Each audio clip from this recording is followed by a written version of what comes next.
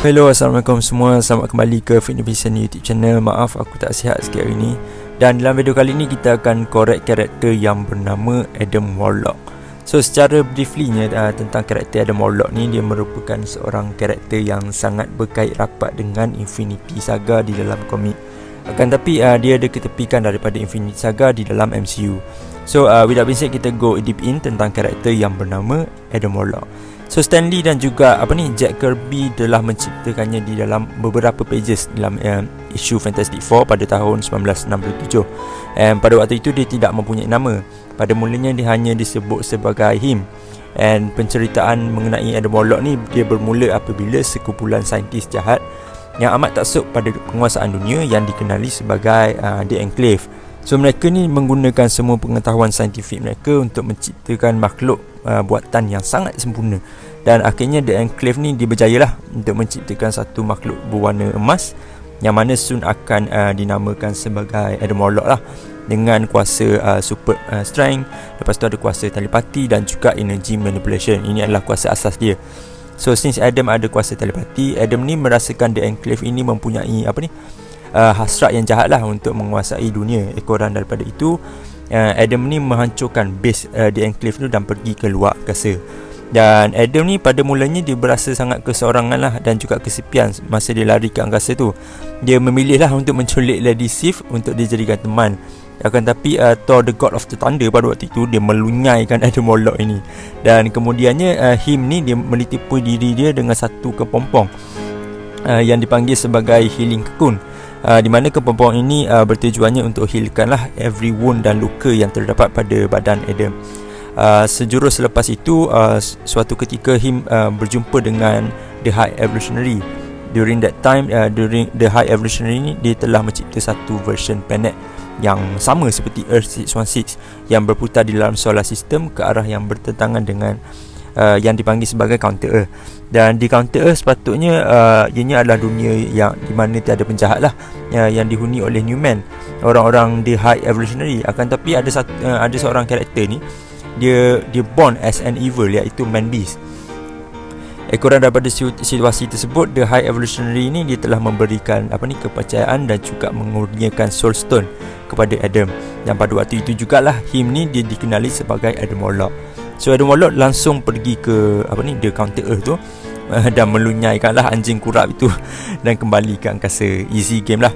So semasa Adam berada di luar angkasa itu, Adam ni dia terserempak dengan satu angkatan yang bernama The Universal Church of Truth, di mana organisasi ini diketuai oleh Magus, which is an evil version of Adam Warlock pada masa depan.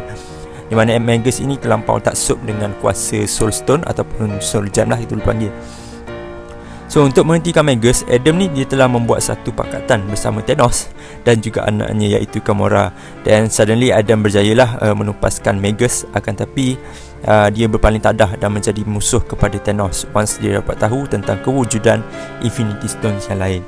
So Adam Warlock dan juga Thanos ni dia macam ni lah, dia seakan-akan seperti Batman dan juga Joker, di mana pertelingkahan mereka berdua ini berpanjangan. Dan there was a time di mana mereka ni menjadi ally, dan ada juga masa mereka bertarung bersama-sama. Ada satu ketika di mana Adam ni dia berjaya menewaskan Thanos dan menukarkan Thanos menjadi batu. Dan Adam ni dia tinggal dalam satu reality lah yang bernama The Soul World, yang mana berada di dalam Soul Stone. Itu selama beberapa tahun lah bersama dengan Gamora dan beberapa orang yang lain. Kemudiannya Thanos somehow kembali resurrect from death and plan untuk wipe out half of the universe, sama seperti event Infinity Saga di dalam MCU.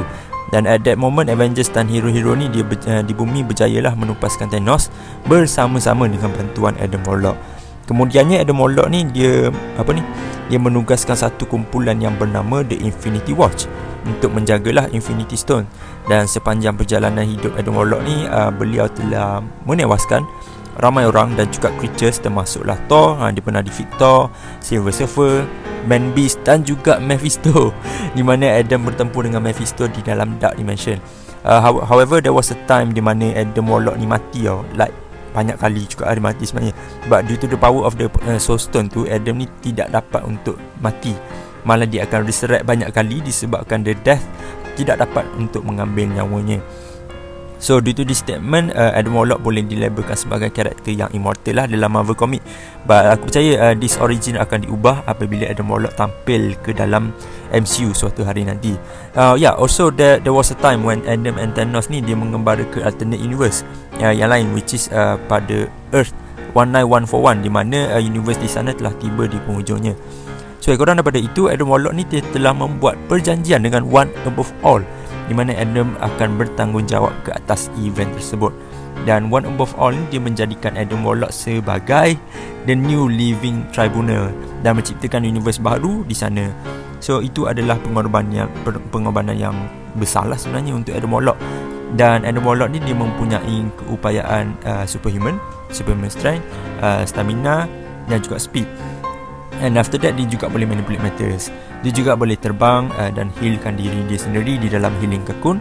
Tambahan pula, kalau nak mention pasal power dia ni, dia ada juga power quantum magic, which is dia boleh menciptakan force field, teleport dan juga create a wormhole dekat space. So terbuktilah dekat sini karakter Adam Warlock ini sangatlah kuat sebenarnya dan telah menumpaskan orang-orang yang ternama di dalam Marvel Comics. Akan tetapi sudah disahihkan that this character never goes beyond the Celestial, which is tak kuat lagi daripada Celestial. So itu dia sahabat sedikit mengenai Adam Warlock, dan juga di dalam MCU sudah dipastikan bahawa role ini akan dibawa oleh seorang pelakon yang bernama Will Poulter, dan kemungkinan besar akan membuat kemunculan di dalam Guardian of the Galaxy volume yang ketiga. Juga aku amat pasti that this origin character akan ditwist ekoran daripada tamatnya event Infinity Saga, so di dalam MCU. Akan tapi mungkin akan berkait dengan event quantum, sebabkan keupayaan quantum magic yang dia ada.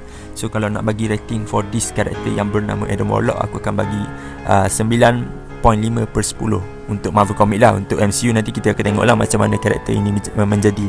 So itu dia untuk video hari ini. Terima kasih kerana meluangkan masa di sini. Aku harap korang suka tentang the origin of Adam Warlock. Jumpa lagi di video yang akan datang. Assalamualaikum.